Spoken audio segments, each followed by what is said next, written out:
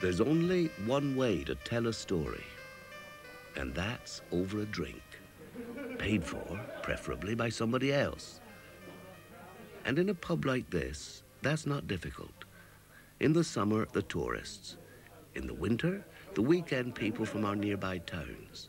All of them wanting the same thing, to feel part of the countryside, to feel part of people like me. Anyway. I talk, and they listen.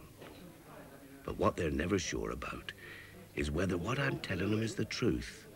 I can see it in their eyes. I don't clue. Let's see. Well, I started creeping up towards this old quarry where I knew this old poacher. I'm in the middle of a story, and there's this uncertainty, a sort of half-belief, a kind of wanting to believe but not being sure about it. But the joke is, my private joke, you'll understand, is that all of it, every single word of it, is gospel.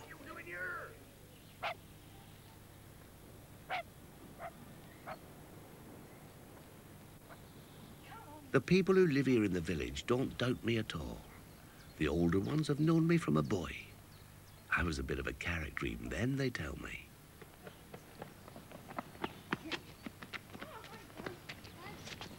Hello, Right then. How are you, all right? Fine, thanks. Lovely And you? day. Yeah, beautiful. Where are you going to then? I'm not home to get my tea. Mother's, Oh, see you again then. Okay, and see you later. Bye. As for the young ones, well, they know about the poaching, or think they do. Sometimes I think they know more about me than I know myself. But tall tales always get taller in the telling, don't they? And I don't mind.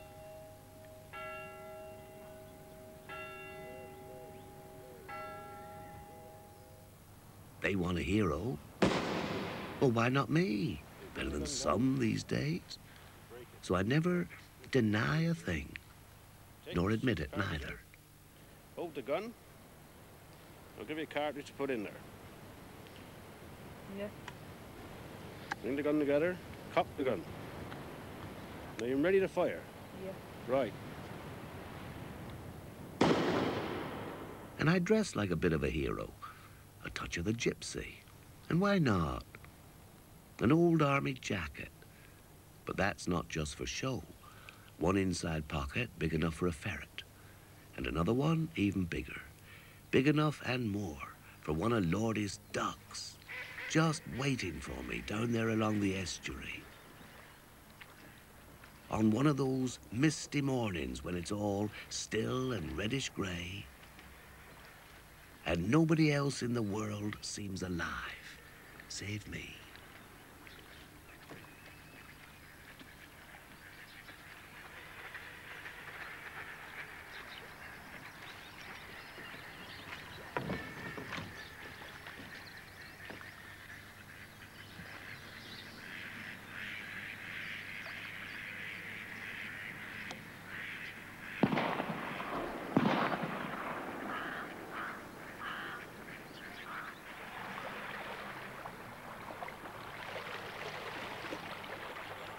My favourites are those lovely fish in Lordy's stream up there beneath the trees.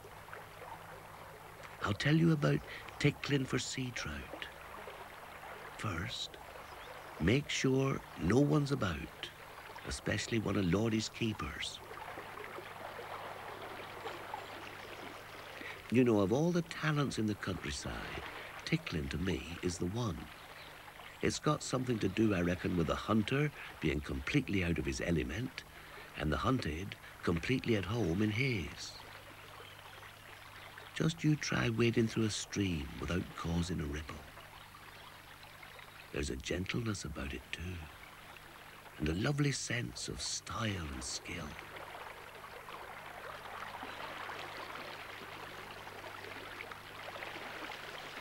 Fish look lazy in a stream, nose to the flow of it. Just the flick of a tail, the merest twist to keep them just where they want to be. But don't you believe it? Sea trout and salmon, wild animals, survivors. Where have you come from, old friend? And out of all the estuaries and the rivers and the streams, what miracle brought you back to this one, the water in which you were born? My hand slides in to caress you. My touch is as soft as a maiden's kiss. No escape this time, old friend. Fingers in the gills, and then the explosion.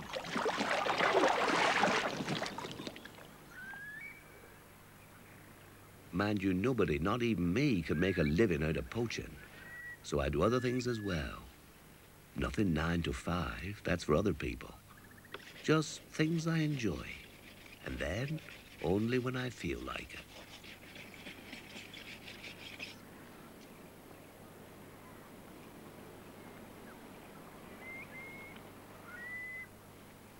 I spend a fair amount of time down by the water, under this great soaring railway bridge that Brunel built.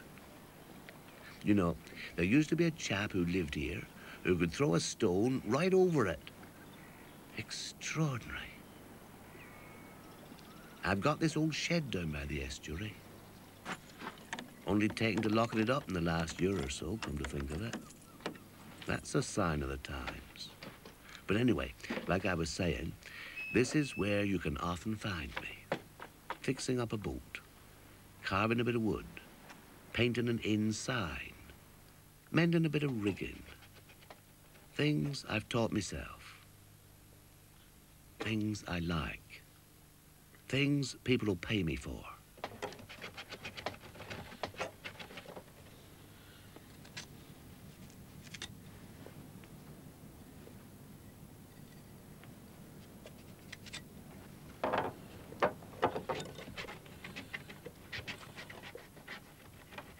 And then, towards evening, home.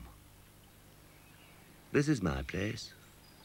Better now than it was. I've done a fair amount of work on it. But it was the setting I always liked anyhow. The trees and the stream. And I'll tell you a funny thing. I'd known this place ever since I was a boy, but I'd never been inside it.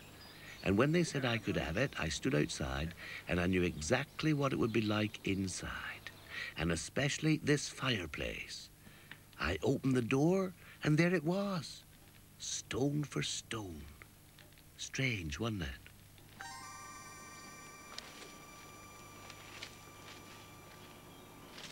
But you know, I've learned that lesson from the countryside. You can never be sure that things are just what they seem to be. I've seen magic done. Don't laugh. Magic with the most common of hedge plants.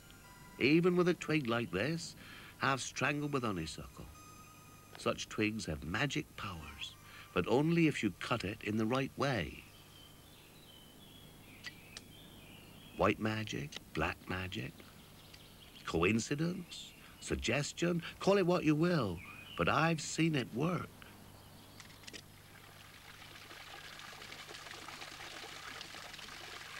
Village people will often come to me to charm away their warts, and it nearly always works.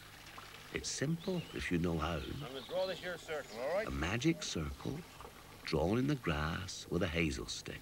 Now then, I want you to step into this circle through that gap there. So come on in here now. Come right in. I'm going to close the circle. Right. Now you want to get rid of this wart. Right then, what I'm going to do, I'm going to cut this potato, I'm going to rub it on there. Then, take a common or garden potato, cut him in half, and rub it on the wart. Right, where's that wart?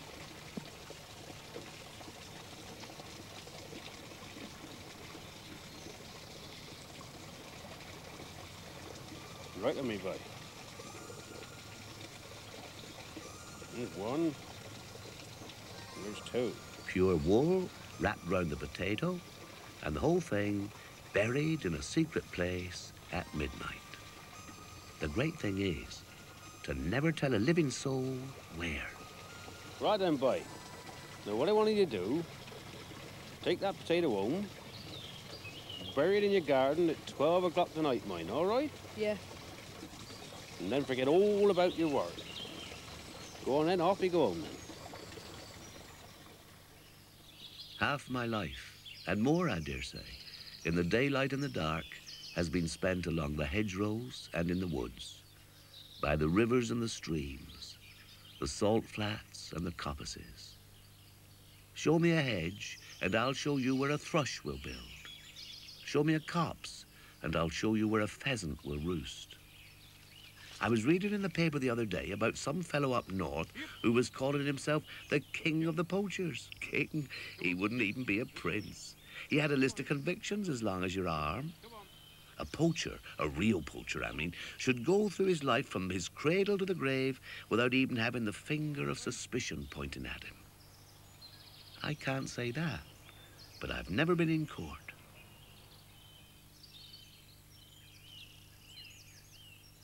One Christmas, I gave Lordy himself a brace of pheasants, and all he said was, "To each his own." And I'll tell you something else. Never in the whole of my life have I ever killed just for the sake of killing. I think about that a lot when I'm in the woods. 250 pheasants a day. That's not sport. That's murder. Slaughtering things that you can't recreate. Not for me.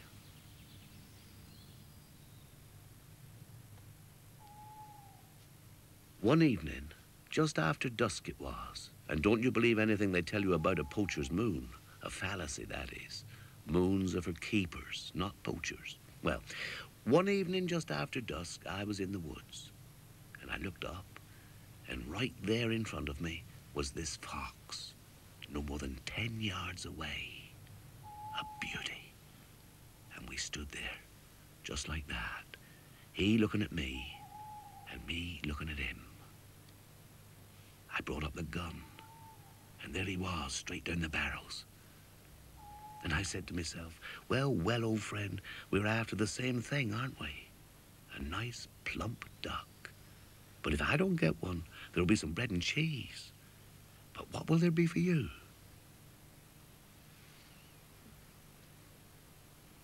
I lowered the gun.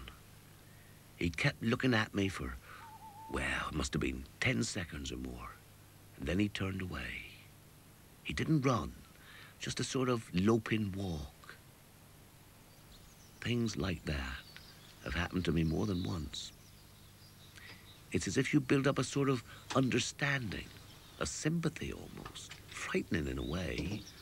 Killer and victim, all the power one-sided. The victim almost knowing, resigned, willing you to pull the trigger.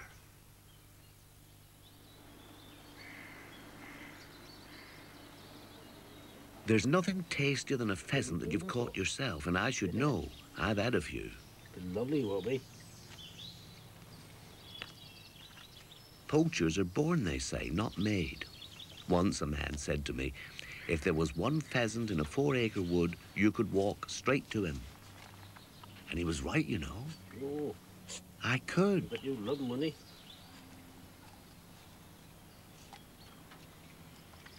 Except for one time.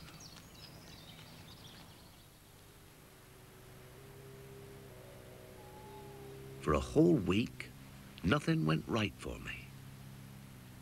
Not a pheasant, and I've never had trouble with them.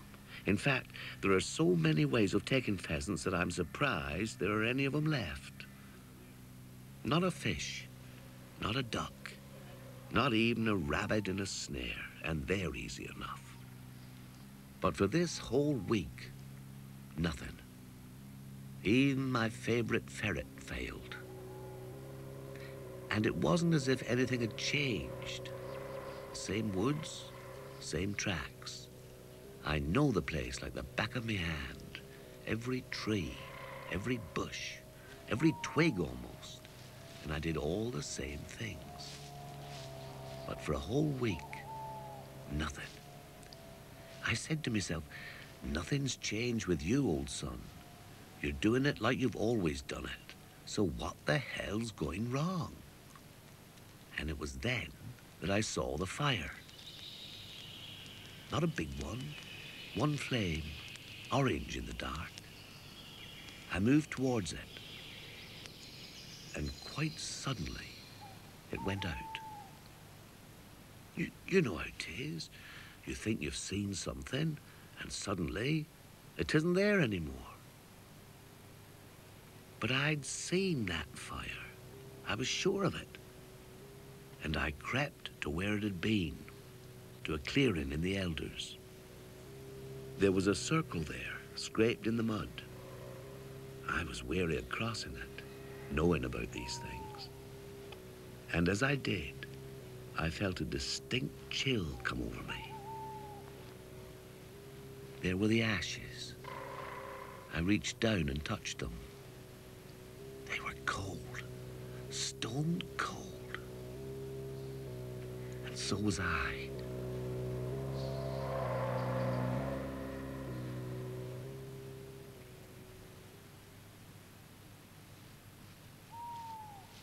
The next night, the same thing. All the snares empty. And I'd set them, I swear to you, with all the care of an apprentice. Me, an apprentice. But that's what I'd done. I don't like saying this, but the fact of the matter was that I'd begun to doubt myself. I went back over all the things I'd learnt and taught myself, and I did them, for the first time in years, by the book.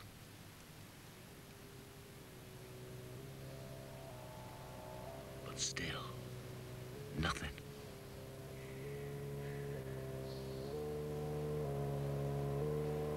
Nothing, that is, except the fire.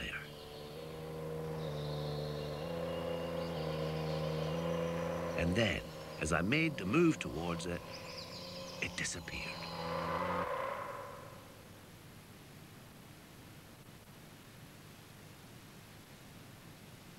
For nights after that, the same thing happened. A different place, but always the same fire.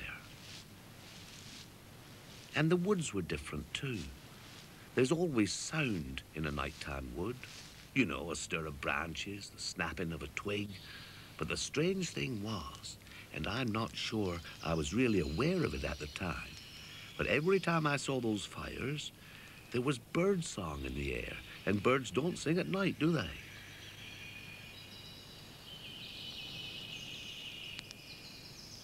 Each time I saw the fire, I'd move towards it. 200 yards, 100, 25. But any closer, and the fire would go out.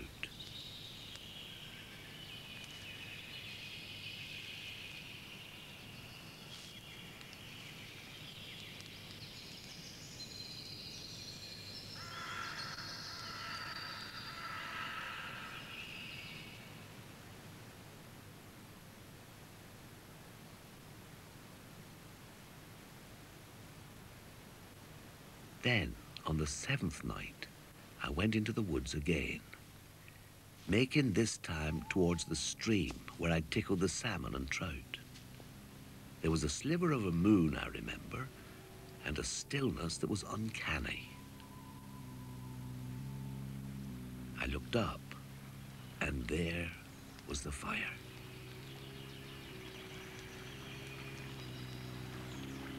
I had to cross the stream, so I took off my boots and hung them round my neck.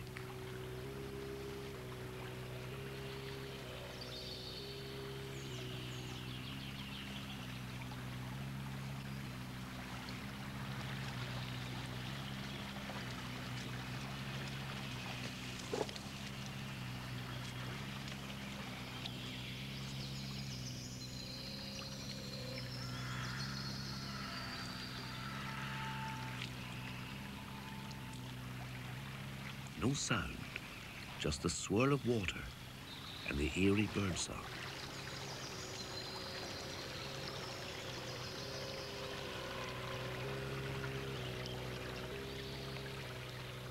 Once across the stream, I was quite near the fire. I could see it distinctly. The dancing flames, the swirling smoke, closer than I'd ever been.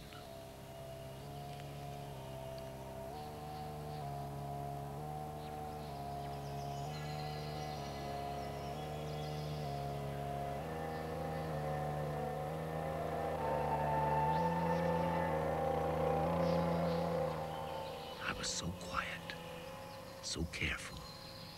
I swear I never made a sound.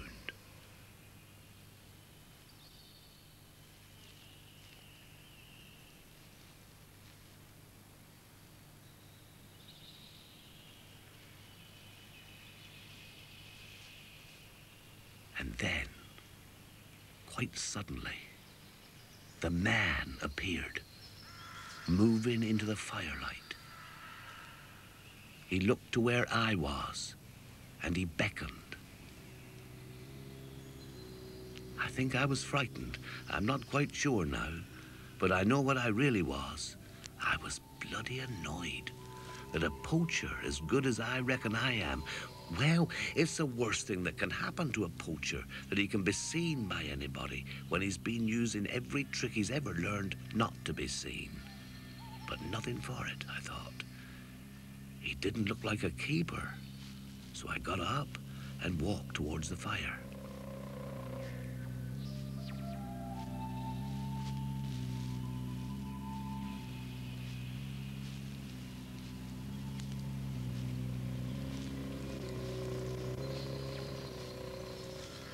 Around it, as before, was the circle, scraped in the earth. I stopped at the edge of it. The man looked at me across it. "That's not for you," he said, and told me to join him.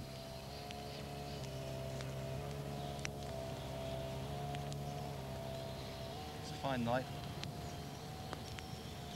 'Tis a fine fire.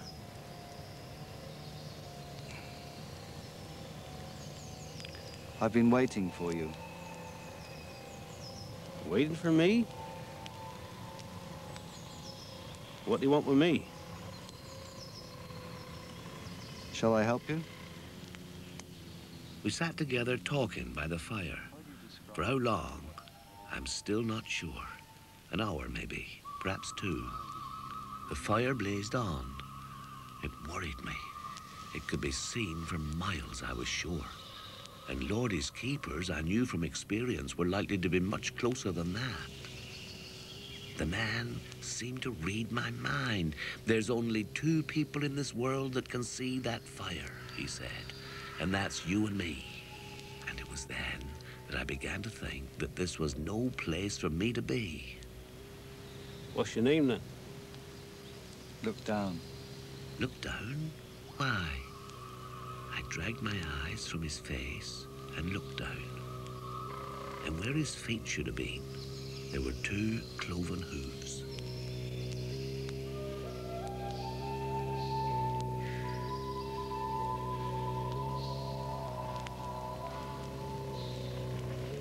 Slowly, he stood up and then came towards me. I was terrified, but I couldn't move.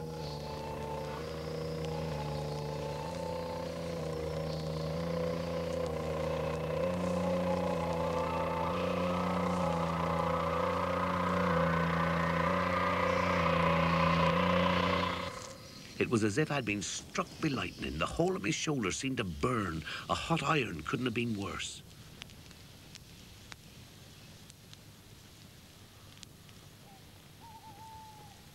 I don't know how long I was unconscious, but when I came to, he'd gone. And that's when I ran.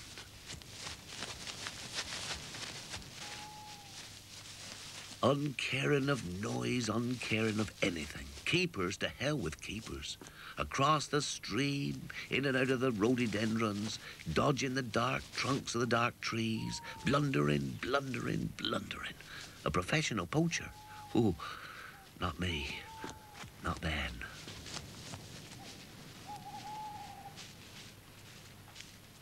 From that day on, everything seemed to go right with me.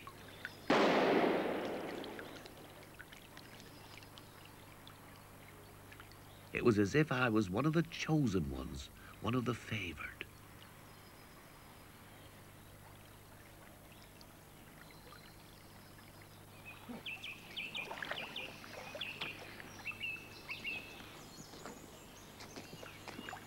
Nice one. What's that, booty? Will do. A whole fortnight it had been, and I'd taken nothing. But now, nothing got away. I couldn't fail, and all the old tricks began to work again. In time, the burning sensation left my shoulder, but the mark didn't. It turned from red to black. And I know you're not going to believe this. It took on the shape of a cloven hoof. I hid it from everybody. Never, ever did anybody, even on the hottest of hot summer days, nobody saw me without a shirt on. But in the woods, I was infallible. It was at that precise moment that I stopped being a poacher. It was all too easy. The sense of adventure had gone. It was like being a burglar in a town with no locks. It was as if a special power had been conferred upon me. And if it had, well, I knew where it had come from, and I wanted no more of it. From then on, I walked the countryside, like a landlord, like Lordy himself. I looked at it, and I loved it, but I took nothing from it, except for what's always there, the beauty for those who have eyes that want to see. Of course, it was harder for the dog than me. He wanted to be up and doing. All this sitting about under trees and looking. I don't think he ever understood.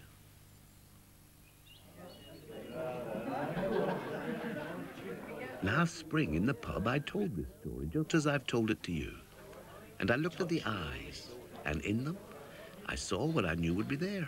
Disbelief in some, a sort of grudging half-belief in others. Except for one man. And in his eyes, I saw something else. Not belief nor disbelief. Just the look of somebody who's used to be in the center of attention and for the past half hour or so hadn't been.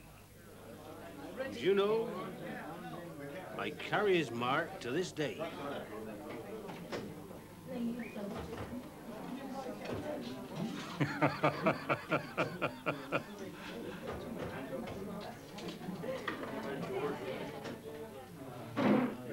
Oh, I knew what he was going to do. After all, there was only one proof of my story. And I thought, to hell with it. And I said to myself, don't you bother, old son. I'll do it for you. You want to see, so see.